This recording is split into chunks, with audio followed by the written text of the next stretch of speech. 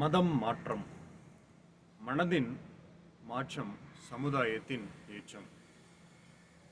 மனதின் மாற்றம் சத்தியத்தின் வழி எது என்று ஆராய்ந்து பகுத்தறிந்து அதை தெரிந்தெடுத்து அதன்படி வாழ்வது.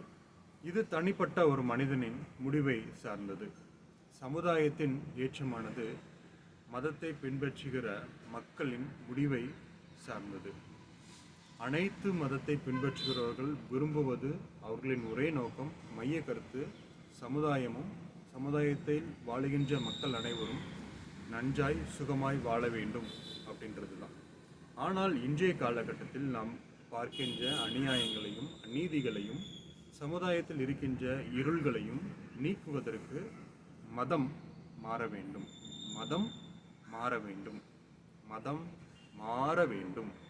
மதத்தில் இருக்கின்ற காரியங்கள் சமுதாயத்தில் சீரழிவை உண்டாக்குமேயானால் மதம் மாற வேண்டும். சமுதாயத்தில் நீதியை நிலைநாட்ட மதம் மாற வேண்டும். சமுதாயத்தில் அநீதியை எதிர்க்க, சமுதாயத்தில் குற்றங்களை குறைக்க மதம் மாற வேண்டும். மத போதனைகள் மிகவும் தீவிரமாய், மிகவும் ஷார்ப்பாக, அதாவது பாயிண்டடாக சமுதாயத்தில் மிகப்பெரிய தவறுகளை குறிப்பிட்டு மாற்றத்தை உண்டு பண்ண வேண்டும். ஏனோதானோ எதுக்கோ என்று சமுதாயத்தில் பெருகி கொண்டே இருக்கின்ற இந்த மத போதனைகள், மத பிரச்சாரங்கள், மத வழிபாடுகள் எல்லாம் எதற்கு? சமுதாய மாற்றத்திற்கு மாத்திரமே. தனி ஒரு மனிதன் சத்திய வழியில் சத்திய மார்க்கம் எது என்று தேர்ந்தெடுத்து செயல்பட வேண்டியது தனி மனிதனுடைய முடிவு.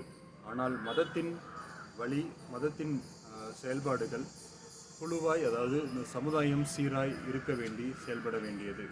அதற்கென்று செயல்பட, அதற்கென்று உழைத்திட மதம் செயல்பட வேண்டும். தனி மனிதன் பகுத்தறிந்து ஆராய்ந்து தனக்கே உரித்தான தனி மனித சுதந்திரத்தோடு அனைத்தையும் அவன் தெரிந்தெடுத்து அவனுக்குரிய பாதையில் அவன் சென்று அதற்குரிய முடிவை அவனே தெரிந்தெடுத்துக் கொள்வானாக. நன்றி.